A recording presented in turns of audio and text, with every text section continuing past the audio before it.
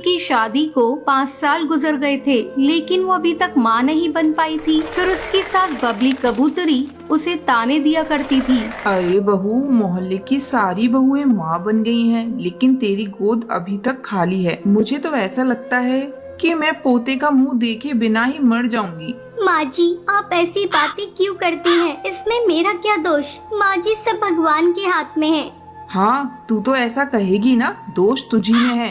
तभी तो इतने साल हो गए, अभी तक तू माँ नहीं बनी। अब जाकर मेरे लिए खिचड़ी बनाकर लेकर आ। अभी लाती हूँ माँ जी। जैसे ही टुनटुनी खिचड़ी बनाने जाती है, तभी बबली कबूतरी की पड़ोसन उसके घर आती है।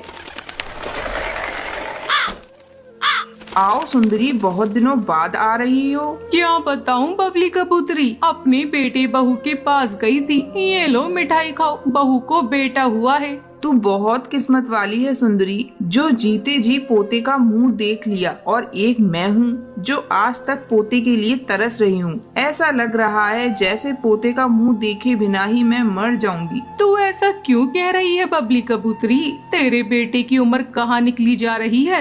तो उसकी दूसरी शादी कर दे। मेरे देवर की एक लड़की है, तू कहे तो मैं उनसे बात चलाऊं? हाँ सुंदरी, लगता है मुझे ऐसा ही करना पड़ेगा। तभी टुनटुनी वहाँ पर खिचड़ी लेकर आती है और दोनों की सारी बातें सुन लेती है। वो कमरे में जाकर रोने लगती है।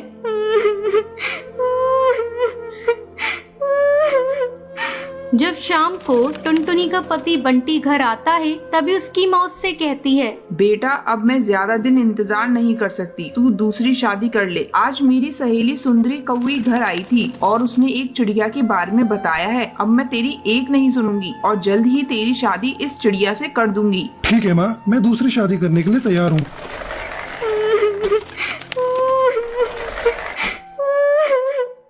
आप ये क्या कह रहे हैं जी? मैं कहाँ जाऊंगी? मेरे जीते जी अब दूसरी शादी कैसे कर सकते हैं? देखो टुनटुनी, मैंने बहुत इंतजार कर लिया। तुम्हारी कोक अभी तक सोनी है, इसलिए अब माँ जैसा कहेंगी वैसा ही होगा। तुम अगर इस घर में रहना चाहती हो तो रहो, नहीं तो यहाँ से जा सकती हो। हाँ, मैं अपनी सौतन के साथ नहीं रह सकती। मैं जा रही हूँ, मैं किसी भी तरह जी लूंगी। इतना कहकर टुनटुनी घर छोड़कर चली जाती है और अपना पेट पालने के लिए पक्षियों के घरों में झाड़ू पोंछा करने लगती है। अचानक टुनटुनी को उल्टी होने लगती है। तभी उसकी मालकिन उससे कहती है, टुनटुनी, तुझे क्या हो गया है? तुझे उल्टियाँ क्यों हो रही हैं? रुक, मैं अभी डॉक्टर को बुलाकर तेरा चेकअप कराती हूँ। डॉक्टर टुनटुनी का चेकअप करके बताती है, मैडम, ये 2 महीने पेट से हैं और इसलिए इन्हें उल्टियाँ हो रही हैं। मैं कुछ दवाइयाँ लिख कर दे रही हूँ, इन्हें समय समय पर देते रहिएगा। डॉक्टर के जाने के बाद टुनटुनी फूट फूट कर रोने लगती है।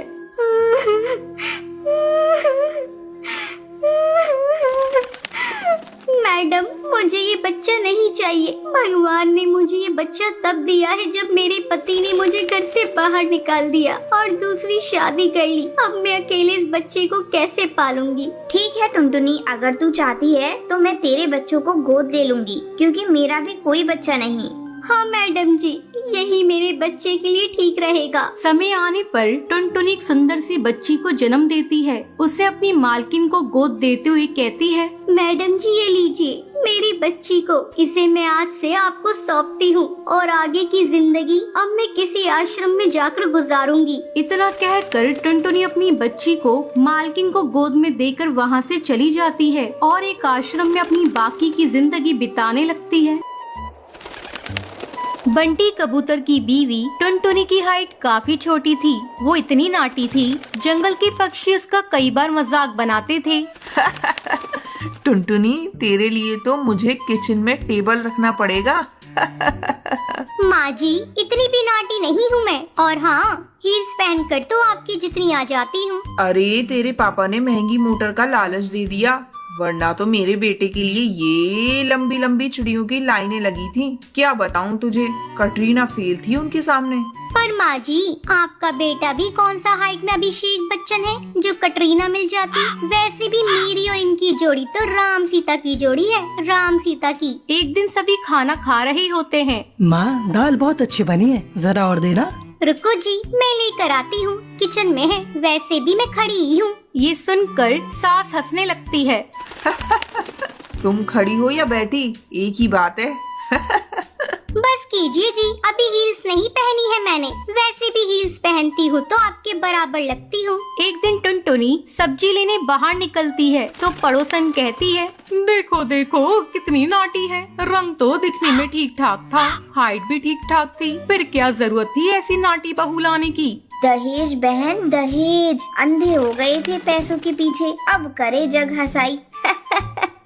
दोनों की बात टुनटुनी सुन लेती है और उसे बहुत गुस्सा आ जाता है। आंटी जी एक बात बताओ, मेरे पापा के पास पैसे हैं, उनको अच्छी लड़की की तलाश थी, ये पसंद आए और शादी हो गई, इसमें मेरा क्या कसूर, ये जो आप लोग मुझे सुना रही हैं? अरे नहीं नहीं टुनटुनी, हम तो तेरी सास की बात कर रही थी, कितनी लालची औरत है। देखिए वो लालची नहीं है, पर उनके कुछ शौक है जो वो अपने बेटे से पूरा करवाना चाहती है, और देखा जाए तो उसमें उनकी गलती भी क्या है भला। और इन्होंने मुझसे शादी की है तो जरूर कुछ न कुछ अच्छाई नजर आई ही होगी ना। और अब ना मैं आपकी बहू हूँ और ना ही आपके रिश्तेदारों को मुझसे मिलना है। फिर ये बात समझ नहीं आई कि आप इतना परेशान क्यों हो रही है। ये बोलकर टुनटुनी वहाँ से निकल जाती है। टुनटुनी चलो जल्दी से तैयार हो जाओ, हम लोगों को पार्टी में जाना है। टुनटुनी तैयार होकर पार्टी में जाती है जहाँ बंटी का दोस्त उससे कहता है, अरे बंटी तू कितना लकी है यार, तेरी बीवी की हाइट इतनी कम है कि तुझे बच्चे की जरूरत ही नहीं, भाभी बच्चे ऐसी हैं।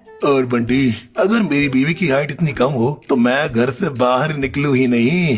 कहीं फुदक के कहीं चली गई तो लेने के देने पड़ जाएंगे। सभी टुनटुनी पर हंसने लगते हैं। तभी पार्टी की जगह पर आग लग जाती है। अरे भागो यहाँ से, जल्दी भागो। अरे लेकिन बाहर के दरवाजे पर ही आग है, हम बाहर निकलेंगे तो निकलेंगे कैसे, कोई रास्ता भी नहीं है। अरे रास्ता है ना, अगर कोई सामने वाली खिड़की से बाहर निकल जाए तो सब निकल सकते हैं। तभी टुनटुनी छोटी सी खिड़की से बाहर निकल जाती है और आग बुझा देती है। अरे वाह, भाभी जी ने तो हम सबको बचा लिया। वाह भाई वाह, बीवी हो तो ऐसी, अपने पति ही नहीं यहाँ मौजूद सभी की जान बचा ली है। भाई बंटी माफ कर देना, तेरी बीवी तो सच में कमाल है।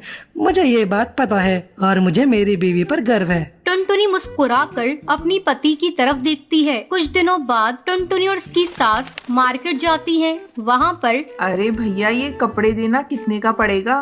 माता जी ये तो बहुत महंगा कपड़ा है, लेकिन अब बस 2 मीटर बचा है, मेरे तो किसी काम का है नहीं, आप बस इसके 100 रुपए दे दो। अरे भैया तो मैं क्या करूँगी इस टुकड़े का, लेकिन वैसे है बड़ा ही सुंदर। तभी टुनटुनी बोल पड़ती है, इसमें तो मेरी पूरी ड्रेस सिल जाएगी। ये कहकर वो कपड़ा ले लेती है। अगले दिन टुनटुनी वो ड्रेस पहनकर सास के सामने आती है।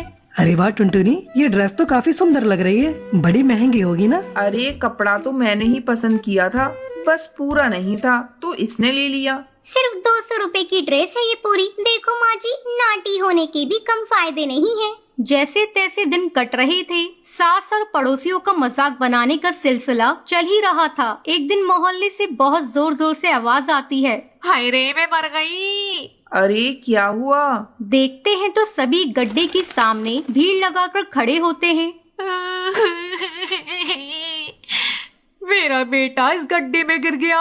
पड़ोसन जोर जोर से रोने लगती है। तभी वहाँ टुनटुनी आ जाती है। रोइए मत, मैं प्रिंस को लेकर आती हूँ। ये बोलकर नाटी सी पतली सी टुनटुनी चिड़िया गड्ढे में घुसकर बच्चे को बाहर ले आती है। तब क्या था, एक बार फिर टुनटुनी के लिए पूरा मोहल्ला तालियां बजाता है। मुझे माफ कर दो टुनटुनी, मैंने तुम्हारी हाइट का कितना मजाक बनाया था। कोई बात नहीं मासी, प्रिंस ठीक है, ये बहुत है। अब वो दिन आता है जब सास टुनटुनी की तारीफ करती है। वाह बहू वाह, तेरी तारीफें सुन सुनकर तो मैं बहुत खुश हो गई। आज तो तूने ये साबित कर दिया समाज में परिंदे रंग रूप लंबाई ऊंचाई से नहीं बल्कि साहस और हौसले से काबिल कहलाता है। मुझे माफ कर देना बेटी।